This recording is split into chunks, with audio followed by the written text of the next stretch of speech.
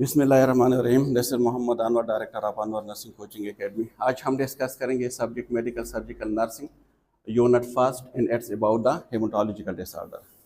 ठीक है, हीम जहाँ भी आ जाएंगे it's mean this is regarding the blood. तो इस यूनिट में हम सबसे पहले we will discuss about the blood और फिर ब्लड के रिलेटेड जितनी भी एबनॉर्मेलिटीज़ होते हैं, डिजीज़ होते हैं, एक एक को हम डिस्कस करेंगे। सही है, जो न्यू स्लाइड है KMU की उसकी regarding we will take the class. तो सबसे पहले ये है ना कि आपको समझना होगा कि ब्लड क्या है, क्योंकि ब्लड डिसऑर्डर को आप बाद में समझोगे। जब तक आप किसी चीज़ के नॉर्मल फिजियोलॉजी के बारे में नहीं समझोगे, आप इसके एबनॉर्मेलिटीज़ के बारे में नहीं समझ सकते। सही है, तो सबसे पहले we will discuss about the blood. Blood क्या है? ब्लड क्या है? Blood, anyone? Blood is a connective tissue, yes. Or simply you can say blood is a specialized body fluid. क्या काम करते हैं? जो डिलीवर करते हैं, ट्रांसपोर्ट करते हैं, जितने भी न्यूट्रेंट हैं, ऑक्सीजन है, सेल तक पहुंचाते हैं और सेल से जो वेस्ट प्रोडक्ट है उसको रिमूव करते हैं। ठीक है, ये ब्लड की काम है। और ब्लड क्या है? एक फ्लूइड है। सिंपली आप इस जो ब्लड है ना, इससे भी आप उसको समझ सकते हैं कि बी का मतलब क्या है। बी का मतलब है कि this is a body fluid. क्या है? बॉडी फ्लूइड है। ठीक है। एल का मतलब क्या है? लाइफ सस्टेनिंग है। देख, इसके बगैर लाइफ जो है it's not possible. Life sustaining है। ठीक है, यहाँ पे कितने ओ है? 2। तो O2 का मतलब क्या है? ऑक्सीजन। तो इसका मतलब क्या है कि क्या करते हैं? ऑक्सीजन को कैरी करते हैं। ठीक है, कैरी ऑक्सीजन कहाँ तक कैरी करते हैं? सेल तक। सही है। इसी तरह डी का मतलब क्या है? एक तो यह है कि डिलीवर करते हैं किस चीज को? न्यूट्रेंट को। क्या करते हैं? न्यूट्रेंट को डिलीवर करते हैं। कहाँ तक? सेल तक। डिलीवर्स जितनी भी इंपॉर्टेंट बॉडी की जो न्यूट्रेंट है। सही है, न्यूट्रेंट्स टू सेल। क्लियर। और एक बी का मतलब ये भी है कि अगर ब्लड किसी तरीके से भी लॉस हो जाए या ब्लड बॉडी में बहुत ज़्यादा कम हो जाए तो किसी भी इंडिविजुअल की डेथ हो सकते हैं। सही है, तो इससे आप भी समझ सकते हैं कि ब्लड का मतलब क्या है। बी का मतलब क्या है? This is the body fluid. L का मतलब क्या है? लाइफ सस्टेनिंग है। विदाउट ब्लड लाइफ जो है इट्स नॉट पॉसिबल। सही है, ब्लड के बगैर जिंदगी मुमकिन ही नहीं है। अक्सर जो फीमेल में ज़्यादातर जो फीमेल की डेथ होते हैं आफ्टर द डिलीवरी, वो किस चीज़ से होते हैं? PPH। तो PPH में क्या होते हैं? ब्लड ही लॉस होते हैं ना। या अगर कोई इंजरी हो जाते हैं, रोड साइड इंसिडेंट हो जाते हैं, कोई भी इंजरी, तो सबसे ज़्यादा जो कॉमन काज होते हैं ऑफ द डेथ वो क्या होते हैं? ब्लड लॉस, जब बॉडी से ब्लड को लॉस हो जाते हैं। ठीक है। O2 का मतलब क्या है? ऑक्सीजन। तो ब्लड का मेन फंक्शन क्या है कि ये ऑक्सीजन को कैरीज करते हैं। ठीक है, देख, जो सेल होते हैं ना, सेल के लिए न्यूट्रेंट्स की ज़रूरत होते हैं, सेल के लिए ऑक्सीजन की ज़रूरत होते हैं, टिश्यू की भी ज़रूरत होते हैं। तो हम तो सांस लेते हैं थ्रू माउथ एंड नोज, फिर वो लंग्स तक जाते हैं ना।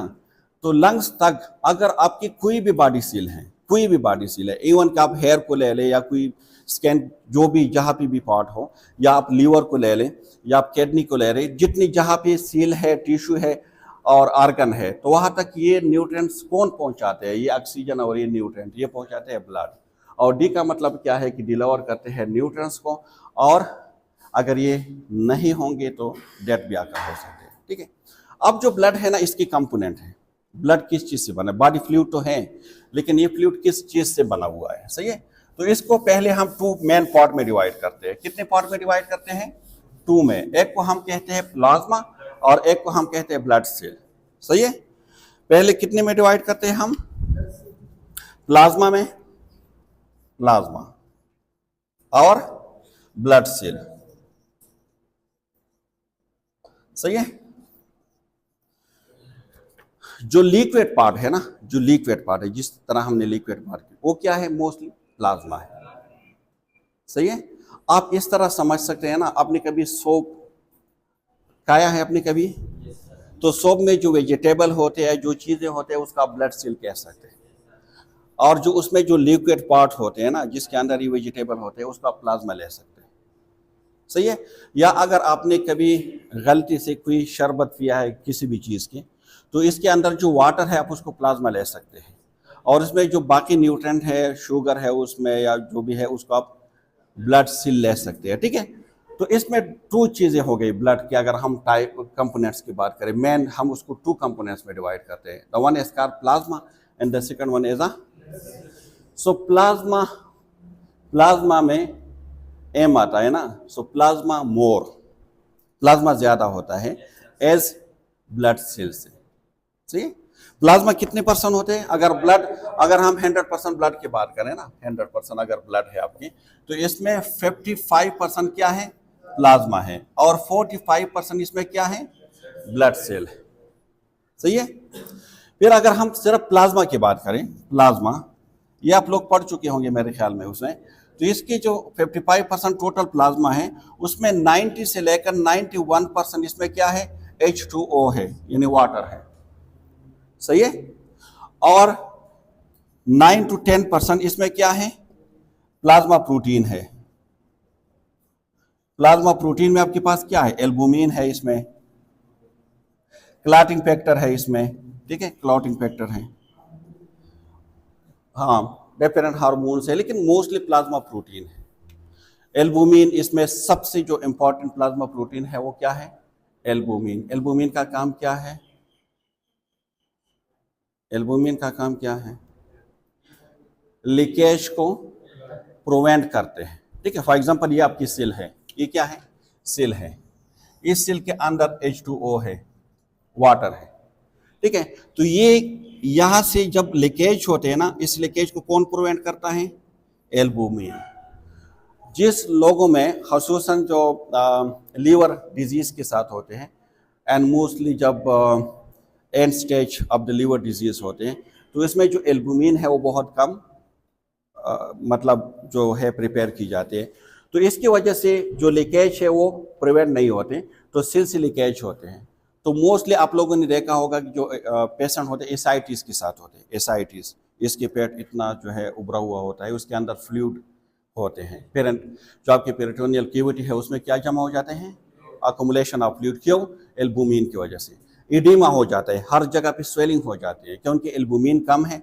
तो एल्बुमिन कम है तो सेल से लीकेज हो जाते हैं ऑफ द वाटर, तो इसकी वजह से वहाँ पे अकोमुलेशन ऑफ फ्लूइड हो जाते हैं, और अकोमुलेशन ऑफ फ्लूइड की वजह से वहाँ पे इडीमा बन जाते हैं, ठीक है। तो albumin is very important for prevention of the leakage. सही है। इसी तरह क्लॉटिंग फैक्टर है। जब आपको कोई कट लग जाते हैं ना, तो अक्सर थोड़े टाइम के बाद ये ब्लड खुद बहुत क्या हो जाते हैं? स्टॉप हो जाते हैं, या अगर आप उसको प्रेस करते हैं तो स्टॉप हो जाते हैं। किस तरह? ये क्लॉटिंग फैक्टर की वजह से। क्लॉटिंग फैक्टर क्या करते हैं कि ब्लड को वहाँ पे क्लॉट कर देते हैं, ठीक है, मतलब जो बहते हैं ना उससे प्रिवेंट करते हैं ताकि ब्लड लॉस ना हो फ्रॉम द बॉडी। तो ये प्लाज्मा प्रोटीन में होते हैं। सही है।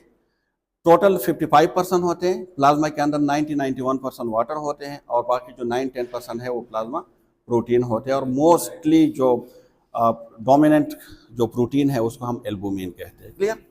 फिर क्या है? Blood cell. Blood cell total कितने हैं? 45%। ब्लड सेल कितने हैं टोटल? मोस्ट जो है, नहीं कितने हैं? 3, ठीक है। कौन कौन से हैं? एक जो रिवर्स होते हैं ना, दरिया, उसका काम क्या है? वो प्रोड्यूस करते हैं। किस चीज को प्रोड्यूस करते हैं? वाटर को। दरिया का काम क्या है? दरिया में क्या होते हैं? वाटर होते हैं ना। तो जो रिवर्स होते हैं प्रोड्यूस द वाटर। तो आर का मतलब क्या है? आरबीसी होते हैं उसमें। पी का मतलब क्या है? प्लेटलेट होते हैं इसमें। और डब्ल्यू का मतलब क्या है? वाटर, डब्ल्यूबीसी होते हैं इसमें। ये 3 main type of the blood cell है। सही है। आरबीसी को रेड ब्लड सेल भी कहते हैं, और एरेथ्रोसाइट्स भी उसको कहते हैं। प्लेटलेट्स ये क्लॉटिंग फैक्टर है, और इसको थ्रोम्बोसाइट्स भी कहते हैं। और डब्ल्यूबीसी व्हाइट ब्लड सेल, और इसका दूसरा नाम क्या है?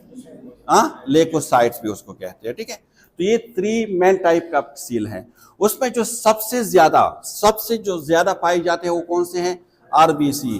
तकरीबन 40% आपके पास जो सेल है ना, वो कौन से है? आरबीसी है। और 1% आपके पास तकरीबन 1% जो है वो कौन से हैं, WBC है, और जो small amount of the platelet भी है। अब इस हर एक के अपने अपने फंक्शन है, RBC के अपने फंक्शन है, WBC के अपने फंक्शन है, प्लेटलेट्स के अपने फंक्शन है, ठीक है, एक एक की अपने अपने फंक्शन है। अगर हम RBC की बात करें, मैंने कहा कि RBC कितने परसेंट है, almost 40% of the blood cell आपके पास RBC है, रेड ब्लड सेल। देख, रेड ब्लड सेल सबसे इंपॉर्टेंट क्यों है, क्योंकि इसमें क्या पाए जाते हैं, हेमोग्लोबिन। हेमोग्लोबिन का काम क्या है, HP के नाम से आप लोगों ने जब आप टेस्ट देखते हैं ना, CBC कंप्लीट ब्लड काउंट, तो उसमें ये सारी चीजें पाई जाती है ना, उसमें WBC होते हैं, उसमें RBC भी होते हैं, उसमें प्लेटलेट्स भी होते हैं, उसमें HB हेमोग्लोबिन भी होते हैं, और फिर WBC की जो बाकी पार्ट है, नेट्रोपेल है, एसोनोपेल है, बेसोपेल है, ठीक है, ये हाँ, इसके अलावा MCV होते हैं, उसमें MCH होते हैं, MCHC होते हैं, मुख्तलिफ चीज़ें होते हैं, आगे हम डिस्कस करेंगे, सही है। तो ये सारी चीज़ें उसमें पाई जाती हैं। अब देख, हीमोग्लोबिन, रेड जो ब्लड सेल है, उस सेल के ऊपर क्या पाए जाते हैं, हीमोग्लोबिन पाए जाते हैं। नॉर्मल एक रेड ब्लड सेल के ऊपर कितने हीमोग्लोबिन होते हैं, 27 से लेकर 30 कितने होते हैं, 32 से लेकर 36 तक, 32 से लेकर 36 तक एक रेड ब्लड सेल के ऊपर हीमोग्लोबिन पाए जाते हैं। और हीमोग्लोबिन का काम क्या है, हीमोग्लोबिन में ये कैपेसिटीज होते हैं कि ये बाइंड हो जाते हैं विद ऑक्सीजन, ये ऑक्सीजन को अपने साथ बाइंड कर देते हैं और फिर इसको लेकर जाते हैं जहाँ पे भी नीड हो, जो आपके मुख्तलिफ सेल्स होते हैं बॉडी में और टिश्यू होते हैं, कौन वहाँ पे ऑक्सीजन लेकर जाते हैं, हीमोग्लोबिन, सही है। ये प्रोटीन्स होते हैं और ये बाइंड कर देते हैं ऑक्सीजन और ऑक्सीजन को कैरी करते हैं। तो अगर किसी की बॉडी में हीमोग्लोबिन कम होते हैं तो उसमें ऑक्सीजन वहाँ पे कम होंगे, तो हम कहते हैं हाइपोक्सिया है, हाइपोक्सिमिया है, आप लोगों ने उसका नाम सुना होगा, ठीक है। पेशेंट साइनोस हो जाते हैं, SUB हो जाती है, उसको मुख्तलिफ साइन सिम्टम होते हैं, सही है। यहाँ तक क्लियर है, कोई कन्फ्यूजन है। अब मुझे ये बता दें कि RBC किस तरह बनते हैं और इसके बनने को अमल को क्या कहते हैं, erythropoiesis. Erythropoiesis is the process, उस प्रोसेस को कहते हैं जिसमें RBC बनते हैं। लेकिन RBC कितने स्टेप्स में बनते हैं, किस तरह बनते हैं बॉडी में। आप लोगों ने कल ब्लड दिए हैं, किसी ने ना दिए है ना ब्लड, तो आप मुझे बता दें एक नॉर्मल इंसान में कितने ब्लड होते हैं। अगर हम फीमेल की बात करें तो मोस्टली कहते हैं कि 4 to 5 लीटर होते हैं, अगर हम मेल की बात करें तो 5 to 6 लीटर होते हैं। लेकिन एवरेज अगर आप ले लें तो 5 to 6 लीटर एक इंडिविजुअल में ब्लड्स होते हैं, ठीक है। अब मुझे ये बता दें कि आप लोगों ने कल ब्लड दिए, कितने ब्लड दिए आप लोगों ने, 500 ml। फॉर एग्जांपल आप में जो टोटल ब्लड है वो 5 लीटर है, कितने हैं, 5 लीटर, सही है। आपने उसमें से 500 दे दी, सही है, तो आप में कितना ब्लड रह गया, ठीक है, या 4.5 लीटर, तो मतलब ये तो कम हो गया नॉर्मल से फॉर एग्जांपल, तो इस आपके लिए नुकसानदेह नहीं है जी। अगर आप ब्लड नहीं देंगे तो क्या होंगे, अगर ब्लड देंगे तो क्या, ब्लड देने की एडवांटेज ज्यादा है या डिसएडवांटेज। देख, जो RBC है ना, RBC इसके जो बनने का अमल है टोटल, वो प्रोसेस कितने दिन में कंप्लीट होते हैं, 7 डेज में। 7 डेज में न्यू मेच्योर RBC बन जाते हैं, सही है। तो पहले तो यह है कि 5 to 6 लीटर नॉर्मल है, तो अगर आप 5 to 6 की एवरेज निकालें तो 5.5 लीटर हो गई, तो इसमें से अगर आप 0.5 लीटर देंगे तो कोई मुसीबत नहीं आएंगे, एक बात, ठीक है। दूसरा ये है कि अगर दे भी देंगे और कमी भी आ जाएंगे तो कितने दिन में पूरे हो सकते हैं, विद इन 7 डेज, तो कितनी इतनी मुश्किल नहीं है। लेकिन अगर आप नहीं देंगे, अगर आप नहीं देंगे तो इसके अपने लाइफ स्पेन कितना है RBC का, 120 डेज। तो 120 डेज में वैसे भी आपकी जो RBC है वो डिस्ट्रॉय हो जाएंगे, खत्म हो जाएगी, उसका कोई फायदा है नहीं। तो इससे बेहतर है कि आप किसी को दे दें। एक और चीज, जब आप ब्लड किसी को दे देते हैं ना तो कैंसर की चांसेस कम हो जाते हैं। क्यों? क्योंकि हर 120 दिन बाद न्यू ब्लड सेल बनते हैं। ऐसा ही है ना, क्योंकि जो न्यू ओल्ड ब्लड सेल है वो तो डिस्ट्रॉय हो गई। तो जब न्यू सेल बनते हैं, अगर इस न्यू सेल बनने के अमल के दौरान अगर कोई भी एक सेल एबनॉर्मल बन जाए तो उस एबनॉर्मल सेल को हम क्या कहते हैं? कैंसर कहते हैं। तो अगर आप पहले से देंगे तो मतलब वो चांसेस जो है आप उसको क्या करते हो? कम कर देते हो। क्लियर? तो हमने कहा कि कितने जो एरिथ्रोपायोसिस है, मतलब द प्रोसेस जिसमें बन जाते हैं आपके आरबीसी, वो किस तरह है जी? कहाँ से स्टार्ट होते हैं? बोन मैरो से। बोन मैरो में कौन सी सेल है?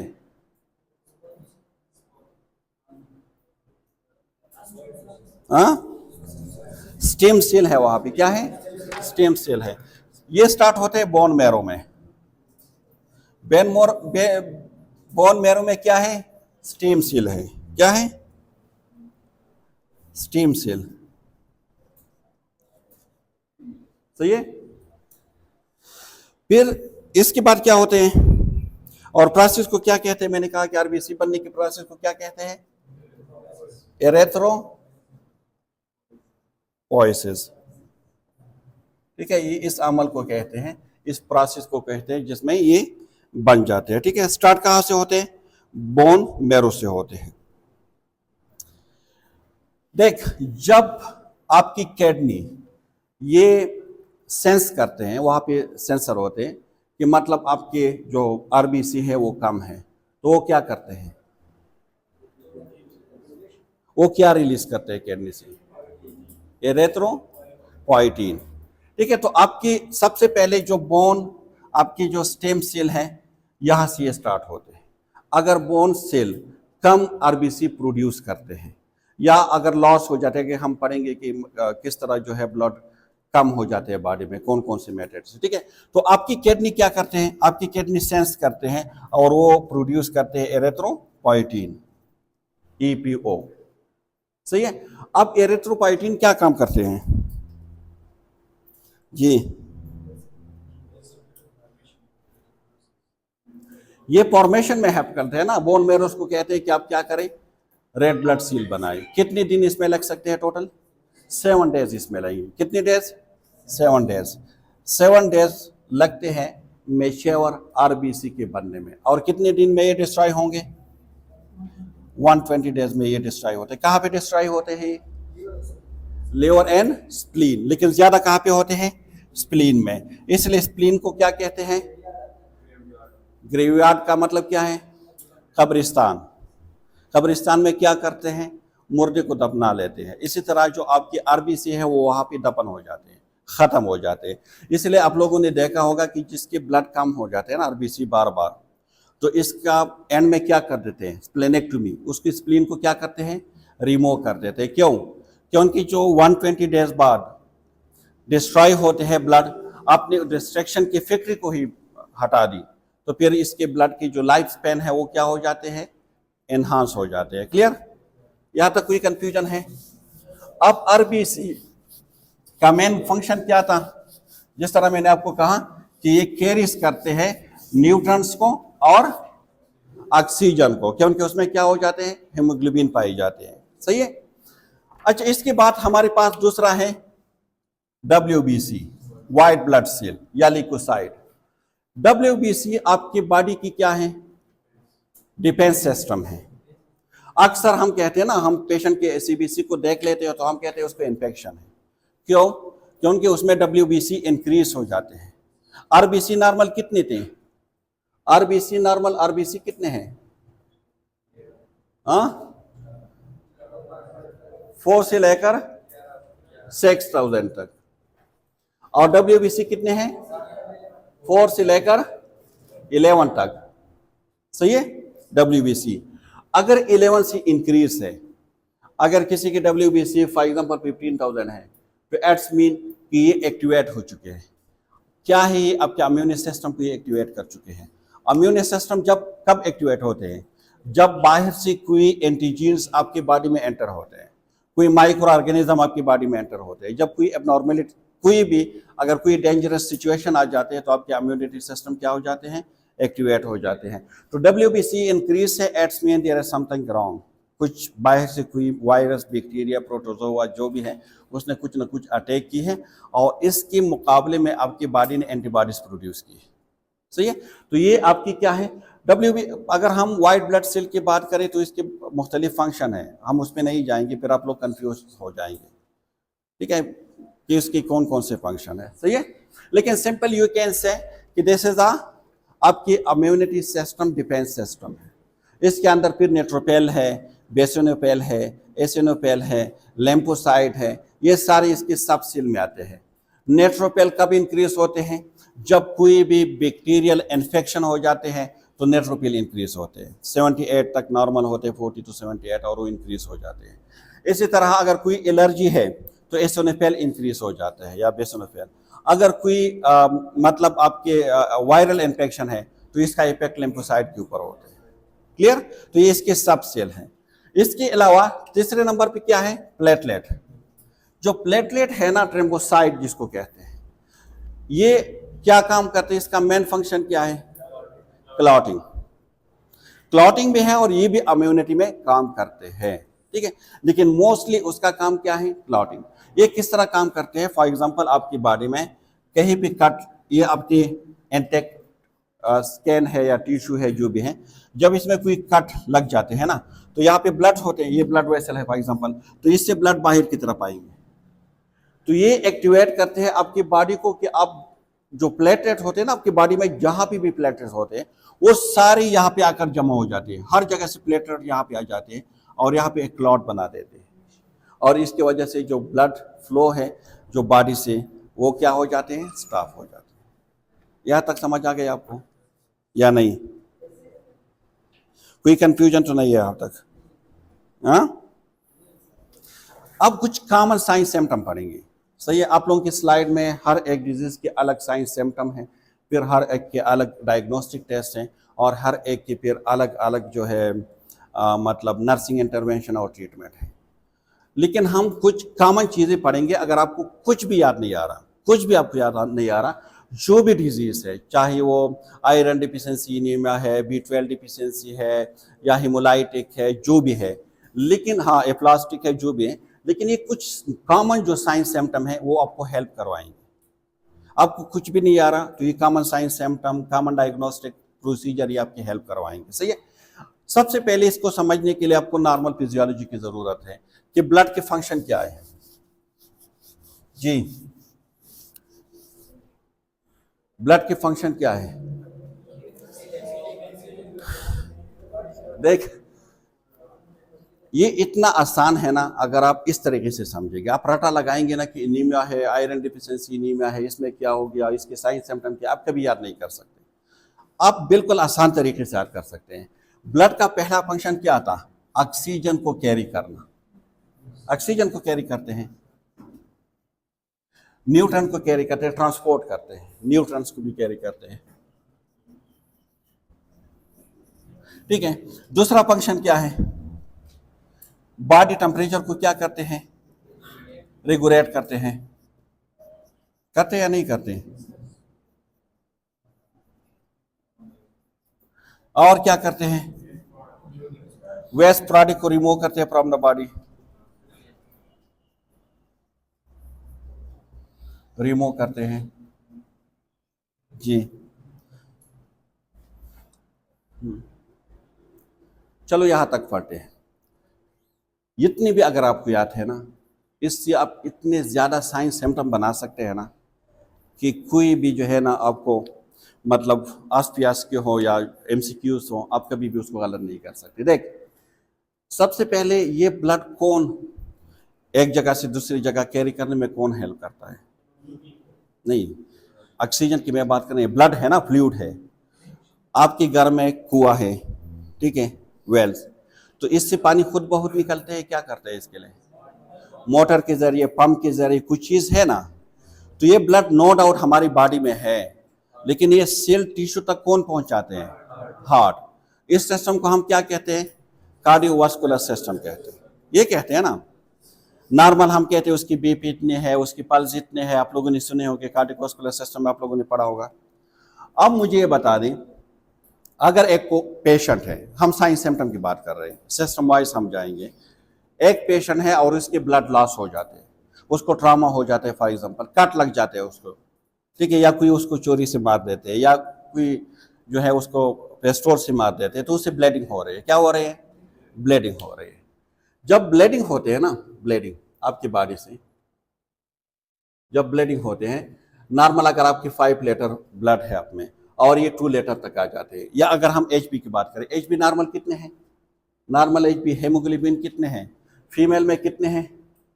11.5 से लेकर 15.5 तक, लेकिन 11 to 15 आप कह सकते हैं। मेल में कितने हैं? 13 से लेकर 18 तक हैं, ये नॉर्मल है, ठीक है। अब एक पेशेंट है आपके पास और इसके एचबी कितने हैं? इसके एचबी 6 है, मतलब कम है ना, कम है। अब साइन सिम्टम के लिए रटा लगाने की जरूरत नहीं है। सबसे पहले हम देखते हैं कि कार्डियोवास्कुलर सिस्टम के ऊपर इसका क्या इफेक्ट होगा। आपकी जो सेल है उस तक ब्लड कम पहुंचेंगे ना। जब कम पहुंचेंगे तो आपके हार्ट क्या काम करेंगे कि ज्यादा पंपिंग करेंगे, ताकि ये आपके बॉडी की नॉर्मल हेमोस्टेसिस आप लोग पढ़ चुके हैं ना, ये नॉर्मल फिनोमिना है आपकी बॉडी की, कि वो कोशिश करेंगे कि ब्लड कंप्लीट करे उस जगह। फॉर एग्जांपल आपकी ब्रेन है, उस तक ब्लड कम पहुंच रही है, तो ब्रेन क्या करेंगे? आपके हार्ट को बताएंगे, पॉजिटिव फीडबैक नेगेटिव फीडबैक आप लोग पढ़ चुके हैं कि मुझे ब्लड सही नहीं मिल रहा, कम मिल रहा है। तो हार्ट क्या कर सकते हैं? उसके पास कोई और ताकत तो नहीं है, वो सिर्फ पंपिंग को इंक्रीज कर सकते हैं। जब पंपिंग इंक्रीज होगी तो पेशेंट की हार्ट रेट क्या होगी? इंक्रीज होंगे। तो इसको हम क्या कहते हैं? टेकिकार्डिया। ये साइन सिम्टम मैं आपको बता रहा हूं कि रटा लगाने की जरूरत नहीं है। टेकिकार्डिया हो जाएंगे ना, कि उनके ब्लड कम है, पंपिंग ज्यादा है। बीपी क्या होंगे? डिक्रीज होंगे ना। बीपी क्या है? द प्रेशर ऑफ ब्लड जो एग्जिस्ट करते हैं ब्लड वेसल के ऊपर। अब पाइप के अंदर बहुत कम वाटर जा रही है, तो पाइप के ऊपर उसका प्रेशर होगा? नहीं होगा ना, तो ब्लड प्रेशर क्या होगी? कम होंगे। तो हाई पोटेंशियल उसको हम कह सकते हैं। देख, आप इसके और मैं बता दो, अगर आप और भी साइन सिम्टम को इंक्रीज करना चाहते हैं ना, कि नहीं मुझे और साइन सिम्टम चाहिए, तो आप हाइपोटेंशन की साइन सिम्टम भी लिख सकते हैं। पेशेंट को फटीग होगा, पेशेंट को वर्टिगो होगा, पेशेंट सिनकोप में जा सकते हैं, पेशेंट कंफ्यूज होगा। कितने साइन सिम्टम आप बना सकते हैं। तो साइन सिम्टम बनाने के लिए रटा लगाने की जरूरत नहीं है, लिंक की जरूरत है, ठीक है। सबसे पहले ब्लड कम हुआ तो आपके हार्ट ने कोशिश की कि मैं उसको ज्यादा करूं, उसने हार्ट रेट को इंक्रीज किया, टेकिकार्डिया है, ब्लड वॉल्यूम कम है। जब ब्लड वॉल्यूम कम है तो बीपी कम है, हाई पोटेंशन है, हाई पोटेंशन की वजह से आपको फटीग हो सकते हैं, आपको वर्टिगो चक्कर आ सकते हैं, आपको जो है सिनकोप, जो अक्सर आप लोगों ने स्कूल में देखा होगा, असेंबली के दौरान गिर जाते हैं, बेहोश हो जाते हैं फॉर शॉर्ट टाइम, ये सारी चीज़ें उसमें आ जाती हैं। क्लियर है यहाँ तक? कोई कंफ्यूजन तो नहीं है। अब आ जाते हैं आपके लंग्स में। सही है, ऑक्सीजन की सप्लाई क्या होगी? कम होंगे ना, कम होंगे या नहीं होंगे? तो पेशेंट कोशिश करेंगे कि मैं जल्दी जल्दी सांस ले लूं, क्योंकि जहां पे ऑक्सीजन कम है तो वो पॉजिटिव नेगेटिव फीडबैक की मैंने बात की, नेगेटिव फीडबैक डेवलप करेंगे कि कम है। वो क्या करेंगे? लंग्स को कहेंगे कि आप ऑक्सीजन को बढ़ा दें। लंग्स के पास और कोई रास्ता तो नहीं है, वो इंस्पायरेशन और एक्सपायरेशन को इंक्रीज कर सकते हैं, तो वो जल्दी जल्दी सांस लेंगे। हम उसको क्या कहते हैं? Shortness of breath, SOB. तो इसमें एसओबी होंगे, ये साइन सिम्टम हो गए ना। इसके अलावा पेशेंट जहां पे ब्लड कम है वहां पे कलर क्या होंगे? कलर क्या होंगे? ब्लू होंगे। क्यों? ये जो रेड कलर है वो कौन देते हैं? हेमोग्लोबिन देते हैं ना, आयरन आपके हेमोग्लोबिन दे देते हैं। अब हेमोग्लोबिन कम है, कितने हैं? 6 है, नॉर्मल 11-12 होनी चाहिए, तो कम है, तो कलर क्या होगी? रेड कलर होगी? नहीं होगी ना, ब्लू होगी। उसको हम क्या कहते हैं? साइनोस। साइनोस। सो पेशेंट विल बी साइनोस होंगे। और क्या हो सकते हैं? बॉडी टेम्परेचर की बात करते हैं। जहां पे मतलब इन्फेक्शन होते हैं ना, हम क्या कहते हैं कि इन्फेक्शन के साइन में हमने जो साइन कहते हैं उसमें एक साइन क्या है? वार्म। वो जगह गर्म होते हैं, ठीक है। अक्सर हम कहते हैं ना यार उसको टेम्परेचर है, तो हम हार्ट से कहते हैं, अगर उसको वार्म है तो हम कहते टेम्परेचर। क्यों? जहाँ पे इन्फेक्शन हो जाते हैं, इन्फ्लामेशन होते हैं, वहाँ पे ब्लड सप्लाई ज़्यादा हो जाते हैं, क्योंकि डब्ल्यूबीसी की नीड है ना। इन्फ्लामेशन के खिलाफ कौन लड़ेगा? डब्ल्यूबीसी। तो वहाँ पे डब्ल्यूबीसी इंक्रीज हो जाते हैं, तो ब्लड इंक्रीज हो जाते हैं, ब्लड की वजह से वहाँ पे वार्मनेस होते हैं। लेकिन अगर ब्लड कम है, खसूसन आपकी जो एक्सट्रीमिटीज है वो क्या होगी? कोड होगी। क्या होगी? कोड। तो बॉडी आपकी क्या होगी? बॉडी कोड होंगे। यार अगर आपको कुछ समझ नहीं आया था ना, आपसे जो घर में बैठी हुई औरतें हैं वो आपसे बेहतर जानते हैं कि जब कोई मर रहा होता है तो हम क्या कहते हैं? पेवला से बिल्कुल यक्षी ने साखत अलीरा, ऐसे कहते हैं ना। ब्लड जहां पे नहीं होंगे, क्योंकि जो वार्मनेस देते हैं तो ब्लड देते हैं, बॉडी टेम्परेचर को रेगुलेट। ब्लड कम है तो कोल्ड एक्सट्रीमिटीज होगी, कोल्ड आपकी बॉडी होंगे। ठीक है, कोल्ड एक्सट्रीमिटीज होंगे बॉडी।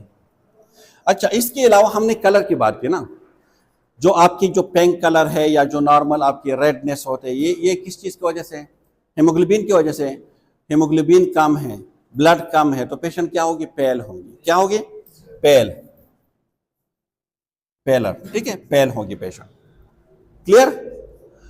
इसके अलावा ये मैं ऐसे साइन सिम्टम बता रहा हूं ना कि आप जो भी, हम आगे जितनी भी इनीमिया की हम बात करेंगे वो सारे में ये साइन सिम्टम होंगे, तो वहां पे रटा लगाने की जरूरत नहीं होगी, इसलिए मैं आपको ये बता रहा हूं। और आप खुद से, मतलब इसमें रटा लगाने की जरूरत नहीं है, फंक्शन को देखें और फंक्शन की वजह से ये सारी चीजें हो जाएंगे।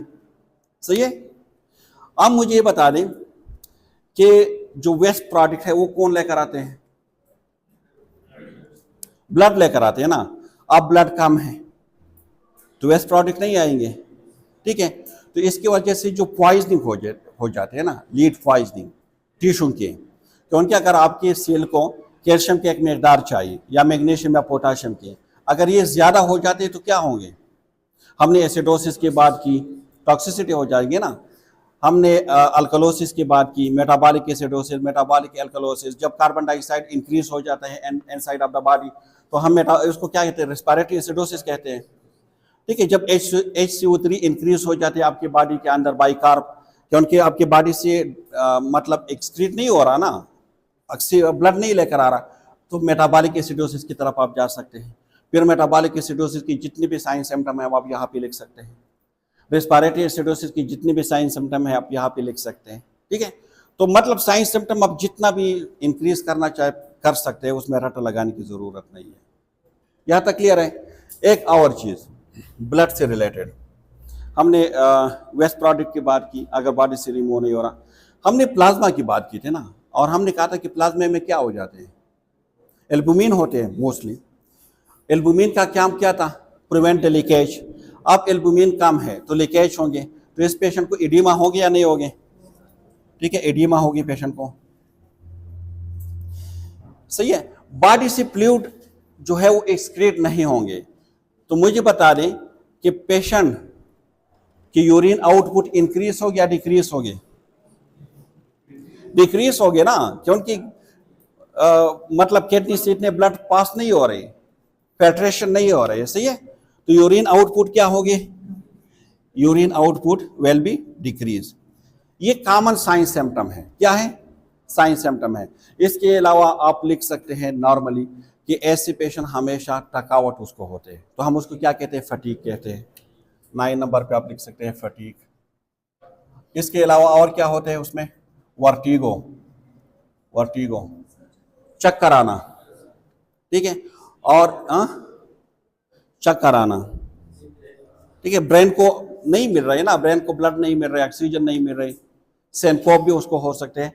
तो ये 10 भी ये कॉमन साइन सिम्टम है, तो रटा लगाने की जरूरत है नहीं है। आगे हम सिर्फ अगर इनीमिया की हम डिफिनीशन भी पढ़े ना कि आयरन इनीमिया का ये मतलब है, एप्लास्टिक का ये मतलब है, बीटा 12 डिफिशियंसी का ये मतलब है, बाकी साइन सिम्टम अगर आप ये भी लिखेंगे तो आपके सारे जो कंफ्यूजन है वो क्लियर हो जाएंगे। यहाँ तक क्लियर है? कोई कंफ्यूजन तो नहीं है? अच्छा, हम आप आ जाते हैं कुछ डायग्नोस्टिक टेस्ट की तरफ कि हमें किस तरह पता लगेगा कि मतलब इसके ब्लड ज्यादा है या कम है। जी हाँ,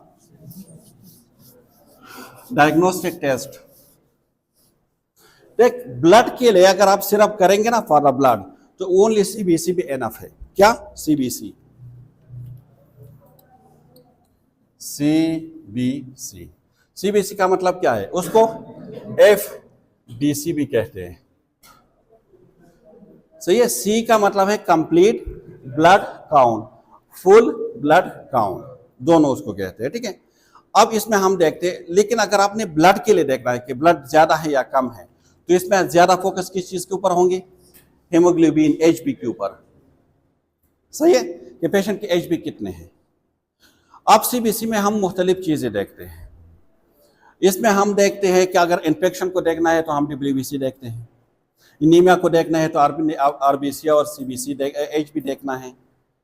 क्लॉटिंग के लिए अगर आपने ऑब्जर्व करना है तो आप प्लेटलेट को देखोगे।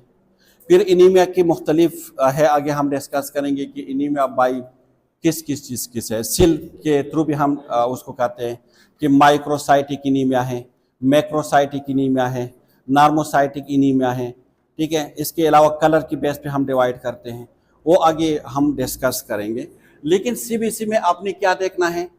अगर आपने पेशेंट की इनीमिया के लिए देखना है, इनीमिया क्या है? जब नॉर्मल जो एचबी है, नॉर्मल ब्लड है, अगर उससे बिलो हो, हम उसको इनीमिया कहते हैं। फॉर एग्जांपल अगर हम फीमेल में बात करें तो 11 क्या है? नॉर्मल है ना। अगर 11 से कम हो तो इसको इनीमिया कहते हैं। फिर उसको हम डिवाइड करते हैं 3 में कि माइल्ड इनीमिया है, मॉडरेट है या सीवियर है। फॉर एग्जांपल अगर आपके जो है 8.9 से अगर आप ले लें 10 तक तो ये आपके माइल्ड होंगे। फिर ठीक है, फिर 7 से लेकर 8.9 तक ये आपकी क्या होंगे? मॉडरेट होंगे। और बिलो 7 आपकी क्या है? सीवियर है। ये इनीमिया की टाइप है। तो ये कौन आपको बताएगा कि मतलब ये सिवेरिटी? एचबी की बेस पे आप डिसाइड करेंगे कि पेशेंट के ब्लड कम है या ज़्यादा है। सही है। और उसको क्या कहते हैं? इनीमिया। इनीमिया का मतलब क्या है? समझ में आ गए आप? अभी तक तो हम नॉर्मल फिजियोलॉजी की बात कर रहे थे, अभी हम आ जाता है एबनॉर्मेलिटीज के ऊपर। और सबसे पहले हम डिस्कस करेंगे अबाउट द इनीमिया कि इनीमियास है क्या। एनीमिया एक मिया कौम भी है ना, हम उस मिया की बात नहीं कर रहे। यहाँ पे मिया का मतलब क्या है? ब्लड। और जो ए आते हैं ना या एन आते हैं, ये हमेशा नेगेटिव चीज के बारे में आते हैं, वेड आउट। सही है। तो ये मैं अपनी डिफिनेशन बता रहा हूँ, ये डिक्शनरी में नहीं है कि आप गूगल में देख ले और आप मुझे गलत साबित कर दे, मैं आपको समझाने के लिए बता रहा हूँ। तो इसका मतलब क्या है कि जब ब्लड क्या हो जाते हैं, एन का मतलब हमेशा ए किस चीज के लिए यूज होता है? नेगेटिव के लिए यूज होता है ना, जब एक चीज नहीं होती या कम होते हैं या वेड आउट। और मिया ब्लड को कहते हैं। तो मतलब जब ब्लड की कमी आ जाते हैं तो उसको क्या कहते हैं? इनीमियास कहते हैं। समझ में आ गई बात? अब इनीमियास जब आपके एचबी नॉर्मल से कम हो जाए उसको क्या कहेंगे? इनीमियास कहेंगे। अब क्यों ब्लड क्यों कम हो जाते हैं? नॉर्मल क्यों कम हो जाते हैं? कौन से वजह हो सकते हैं? जी हाँ, देख 3 सिचुएशन हो सकते हैं ना नॉर्मली, अगर आप सोच ले 3 सिचुएशन होते हैं जिसमें, और ये काजेस भी आप कह सकते हैं कि इनीमिया की मेन काजेस ये 3 है। एक काज ये हो सकते हैं ना, एक वजह ये हो सकते हैं कि आपकी जो बोन मैरो है वो आरबीसी कम बनाते हैं। ठीक है। जहां पे फैक्ट्री है और उस फैक्ट्री में एक चीज कम बनते हैं तो प्रोडक्ट कम आते हैं, तो प्रोडक्ट की शॉर्टेज आ जाती है। इस तरह होते हैं ना। एक वजह यह हो सकती है कि आपकी जो बोन मैरो है, बोन मैरो क्या करते हैं? आरबीसी को कम प्रोड्यूस करते हैं। काजेस क्या है? काजेस ये मैं ओवरऑल इनीमियास की बात कर रहा हूं, ओवरऑल। आगे फिर हम डिस्कस करेंगे हर एक के अलग अलग कार्स है। कोई आयरन डिफिशियंसी की वजह से होंगे, कोई जो है ब्लड लॉस की वजह से होंगे, कोई जो है जो बोन मैरो सेल है उसके डिस्ट्रक्शन की वजह से होंगे, मुख्तलिफ है। लेकिन मैं ओवरऑल कार्स की बात कर रहा हूं। 3 मेन कार्स हैं। सबसे पहले क्या है? Low production by bone marrow. Bone marrow क्या करते हैं? लो प्रोडक्शन करते हैं। दूसरा क्या है कि प्रोडक्शन तो बिल्कुल नॉर्मल है लेकिन डिस्ट्रक्शन ज्यादा है। ठीक है। यानी जल्दी जल्दी, नॉर्मल लाइफ स्पेन कितना है? 120, लेकिन आपकी जो स्प्लीन है ना वो 60 डेज बाद उसको डिस्ट्रॉय करते हैं फॉर एग्जांपल, या 50 डेज बाद डिस्ट्रॉय करते हैं, अर्ली डिस्ट्रक्शन हो जाते हैं, तो कमी आ जाती है ना। अगर आपने एक चीज़ नॉर्मल एक चीज़ आपके पास है, पैसे है, और आपने मैनेज की है पहले से कि मुझे इतनी इस चीज़ में लगाने, इतनी इस चीज़ में लगाने, और सारे आप एक जगह टाइम पे लगा देंगे, तो मंथ के एंड तक आपके पास कोई भी पैसे नहीं होंगे, सही है। तो अर्ली डिस्ट्रक्शन होते हैं, क्या होते हैं जी?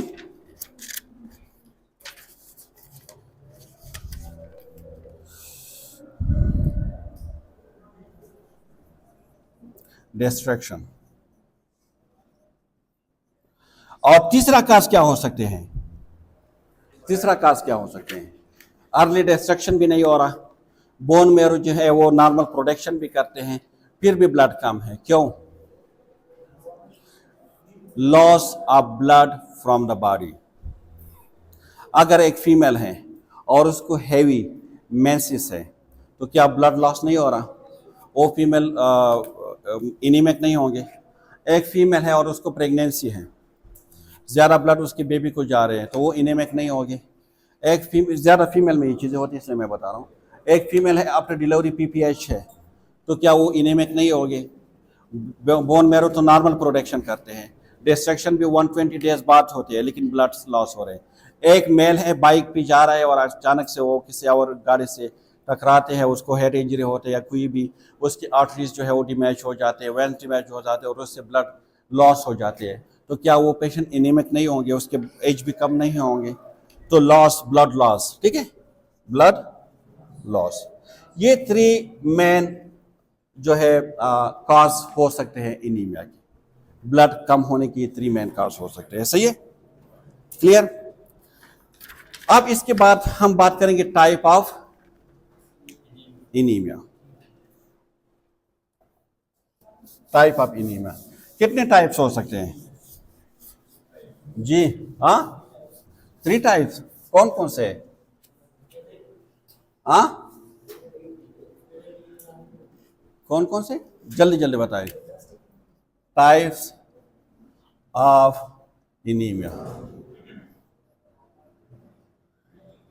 कौन कौन से हो सकते हैं? एक है on the base of the cell size, on the base of the cell size, base of the cell size, जो सेल वॉल्यूम साइज है उसकी बेस पे हम डिवाइड करते हैं। तो इसके कितने टाइप है पता है? 3 टाइप्स हैं। एक है माइक्रोसाइटिक एनीमिया, दूसरा है नॉर्मोसाइटिक एनीमिया, और तीसरा है मैक्रोसाइटिक एनीमिया। माइक्रो का मतलब क्या है? जब सेल वॉल्यूम साइज क्या हो जाते हैं? स्मॉल हो जाते हैं, स्मॉल। नॉर्मल का मतलब क्या है? नॉर्मल सेल साइज है, नॉर्मल। मैक्रो का मतलब क्या है? लार्ज, ठीक है, जब लार्जर हो जाते हैं सेल साइज। हमें किस तरह पता चलेगा कि इसकी सेल साइज कम है, ज्यादा है, नॉर्मल है? किस तरह? सीबीसी में हम क्या देखेंगे? हमने सीबीसी टेस्ट की बात की ना, सारी चीज़ों को हम सीबीसी से डिस्कस करेंगे पहले, फिर इसके आगे बहुत डायग्नोस्टिक टेस्ट है, बोन मैरो भी हम करते हैं, बायोप्सी भी हम करते हैं, स्कैन भी हम करते हैं, मुख्तलिफ सिटी स्कैन, एमआरआई, ये सारी कर देते हैं, ठीक है। लेकिन मोस्टली हम सीबीसी से पहले बात करेंगे। सीबीसी में किस तरह हम डायग्नोस कर सकते हैं कि माइक्रोसाइटिक एनीमिया है, नॉर्मोसाइटिक एनीमिया है, या मैक्रोसाइटिक एनीमिया है? एमसीवी से। किस चीज से? आपकी सीबीसी में एक चीज होते है, उसको कहते हैं एमसीवी। एमसीवी क्या मतलब है?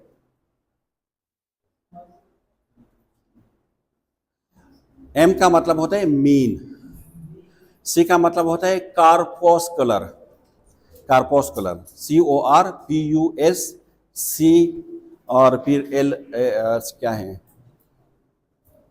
कार्पोस्कुलर,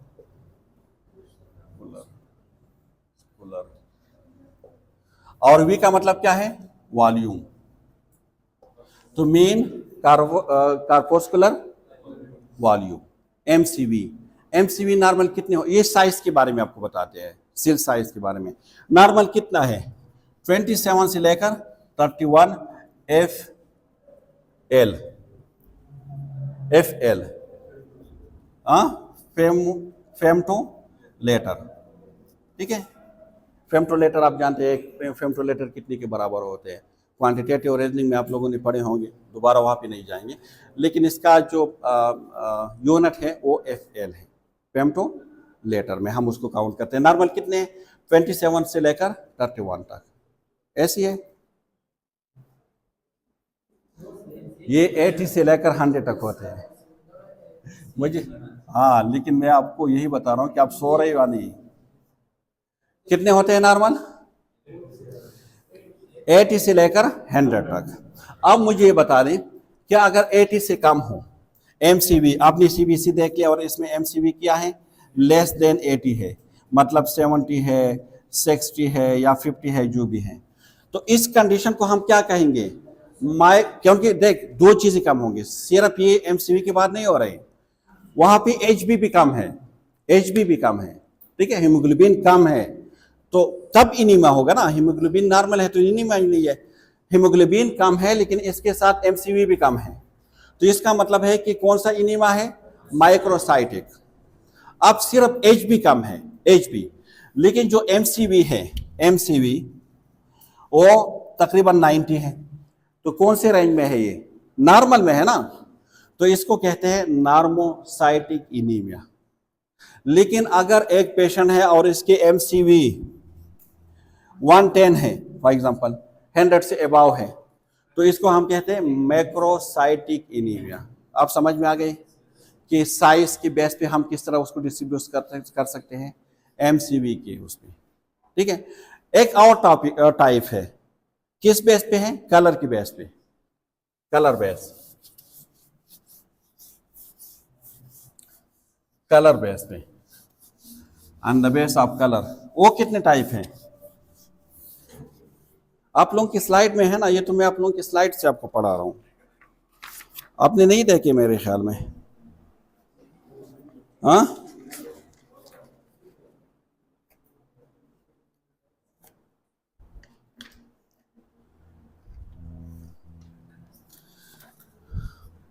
सेकंड टाइप क्या है? बाय हेमोग्लोबिन,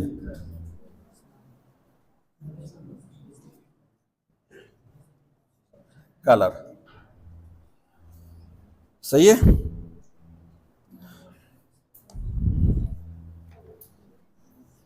हीमोग्लोबिन कलर कितने टाइप है? 2, इसकी भी 2 टाइप है। एक को हम कहते हैं हाइपर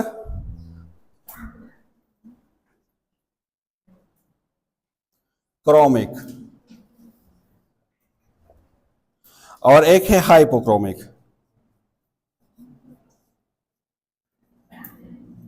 क्या मतलब है? हाइपरक्रोमिक में क्या है? जो हीमोग्लोबिन है वो क्या होते हैं? इंक्रीज होते हैं। क्या होते हैं? टू मच, ज्यादा होते हैं, और हाइपो में कम होते हैं। अब नॉर्मल कितने हैं? हाँ, क्या किस तरह हम देखेंगे कि ये जो इनीमिया है ये हाइपरक्रोमिक इनीमिया है या हाइपोक्रोमिक है? जिस तरह हमने माइक्रोसाइटिक और मैक्रोसाइटिक को MCV से हमने किया था ना इन्वेस्टिगेट, तो इसको हम किस तरह कर सकते हैं? WBC HP क्या CBC में हम क्या देखेंगे जी?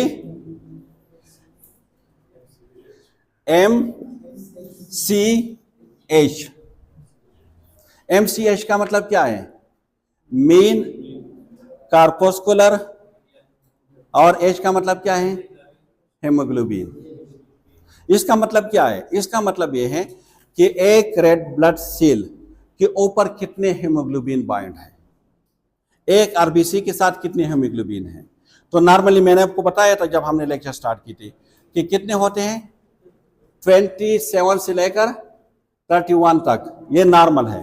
वो कंसंट्रेशन की बात हो रहे हैं, ठीक है, वो कंसंट्रेशन की बात हो रही है, वो इसके बाद हम डिस्कस करेंगे। एक और टाइप भी है, सही है।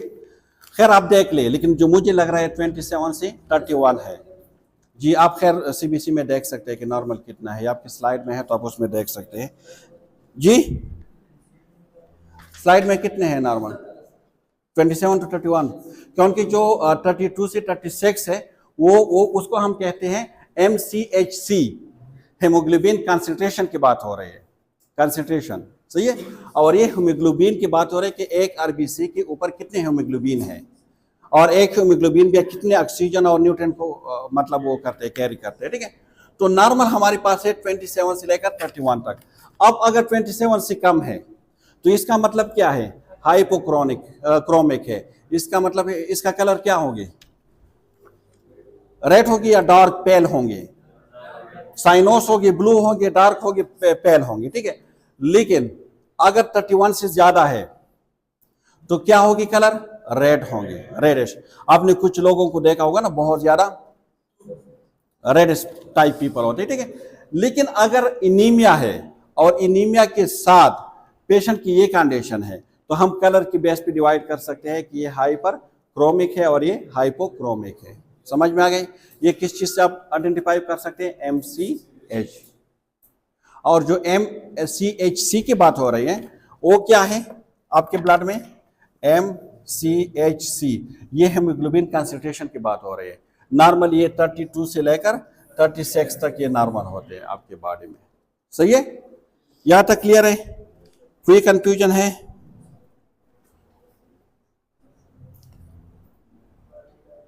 जी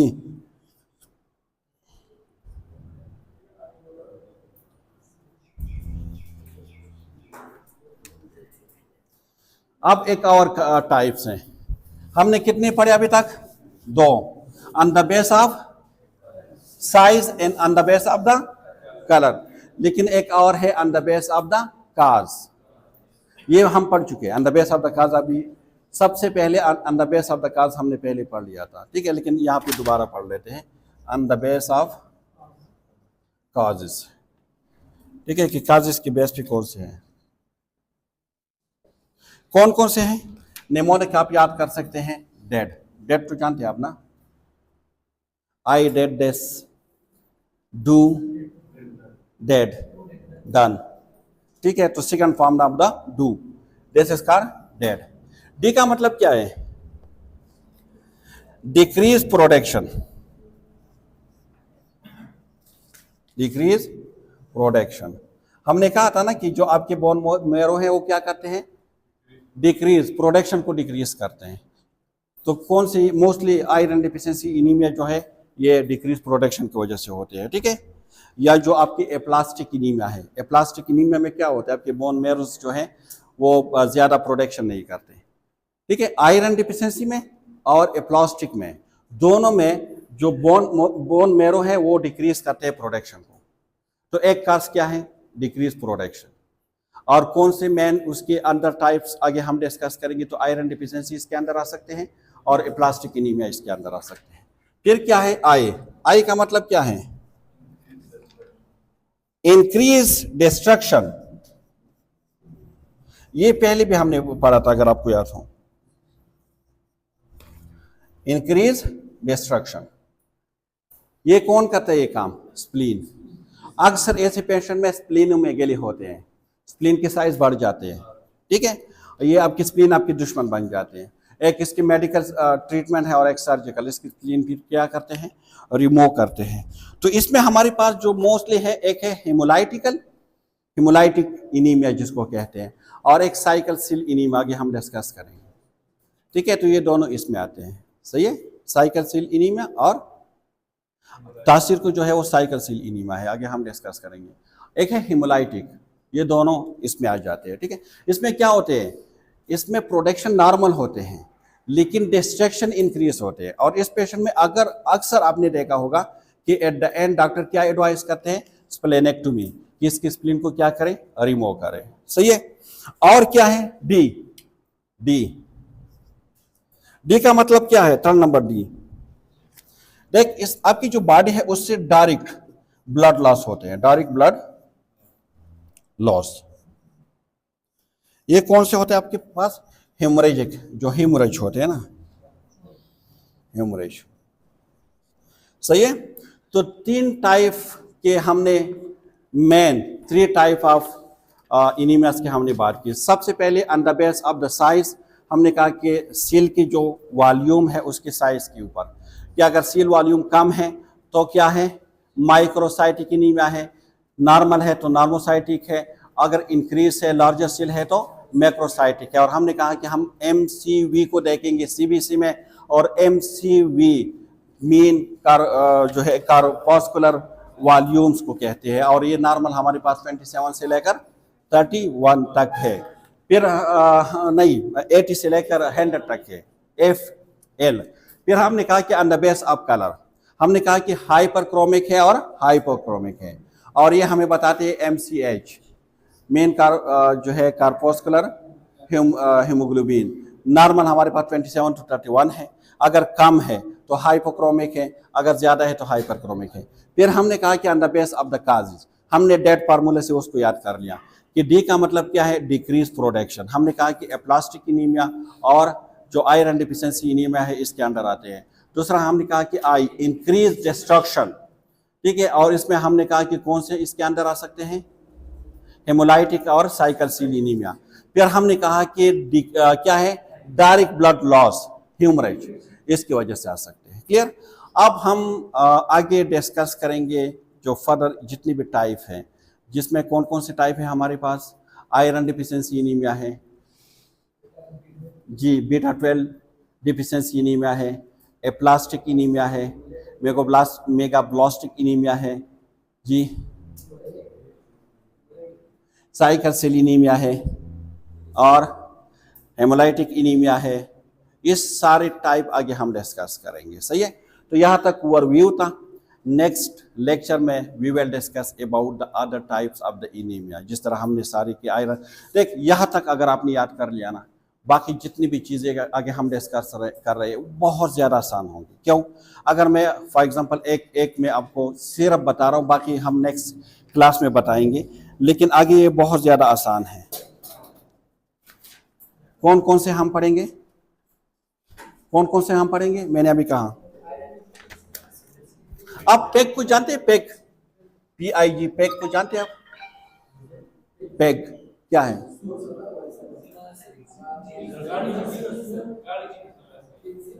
नहीं, यस, ये एक एनिमल का नाम है, जानवर, पेग। हाँ यस, ठीक है। लेकिन आपको पता है, मैं अगर आपने बात आपको बता दूं, आपका मुझे पता नहीं, लेकिन आप यकीन करें, I had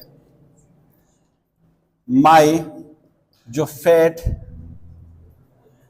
big red peg, सही है, I had my fat big red peg. हमारा एक पेग है जो रेड भी है, बड़ा भी है, फैटी भी है, लेकिन मैं उसको हेट नफरत करता हूं मैं उससे। ठीक है, तो आयरन का आई का मतलब क्या है, आयरन डिफिशिएंसी। H का मतलब क्या है, हेमोलाइटिक। M का मतलब क्या है,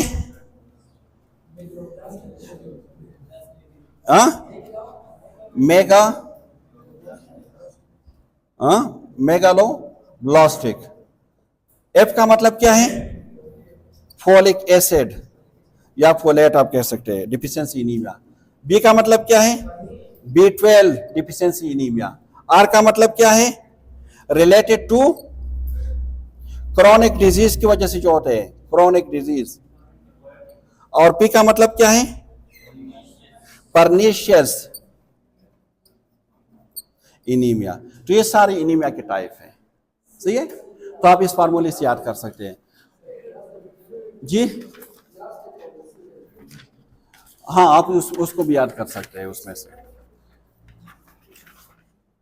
अच्छा, आप देख, मैंने जो आगे कहा ना आपको कि ये बहुत ज्यादा आसान है, आगे हम रटा नहीं लगाएंगे, ये हम नेक्स्ट क्लास में पढ़ेंगे, लेकिन बहुत ज्यादा आसान है। सही है जी।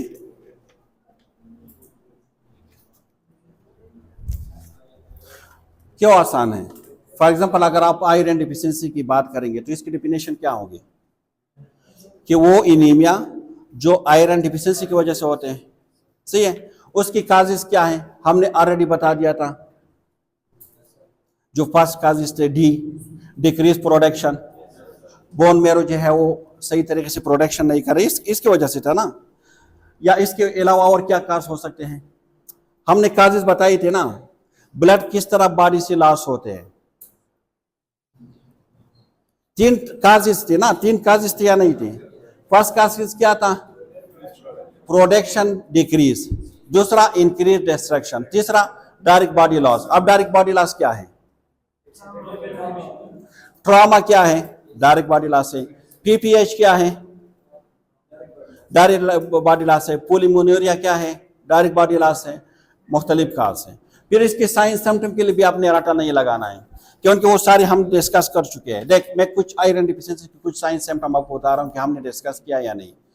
हमने कलर की बात की थी कि पेलर होगा, ठीक है, तो इसमें भी है कि पेशेंट विल बी पेल होगा। फिर क्या है, कोल्डनेस इन एक्सट्रीमिटीज, ये बात हमने कही थी या नहीं कही थी। फिर हमने कहा था कि शॉर्टनेस ऑफ ब्रीथ, ये बात हमने कही थी या नहीं कही थी। हमने कहा था कि हाँ इसमें 2-3 चीजें, इसमें क्या है कि पेशेंट जो है फटीग होते हैं, उसको वर्टिगो सारी इसमें है। 2 चीजें सारे हैं, 2 चीजें इसमें नहीं है। हर एक के साथ 1-2 साइंस सिम्टम ऐसे होंगे जो उस डिजीज के स्पेसिफिक साइंस सिम्टम होंगे, बाकी सारी कॉमन होंगे। फॉर एग्जांपल इसमें क्या है, इसमें एक जो एनगुलर स्टेमोटाइटिस हो जाते हैं, उखकी खरी उखकी दाखुगी के बार बार एनगुलर स्टेमोटाइटिस। दूसरा क्या है इसमें कि इसके जो नेल है ना वो स्पोन लाइक होते हैं, स्पोन चम्मच की तरह स्पोन लाइक नेल्स होते हैं। ये 2 आयरन डिफिशियंसी के स्पेसिफिक साइंस सिम्टम है, बाकी सारी जो है वो कॉमन साइंस सिम्टम है। और ट्रीटमेंट में अगर आयरन डिफिशियंसी है तो आयरन दे दे, सही है, क्लियर। और डायग्नोस्टिक में आप देख ले, अगर पेशेंट के काज प्रोडक्शन कम है तो उसकी बोन मैरो कर दें, उसकी स्कैनिंग कर दें, सीबीसी कर दें, स्पेशल स्मेयर कर दें, ये सारे आगे हम डिस्कस करेंगे। यहाँ तक ओवरव्यू था।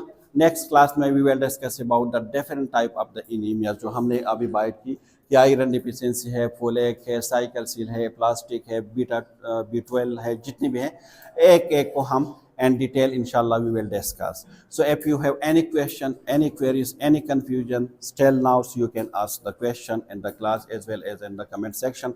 So thank you so much for listening me and watching me.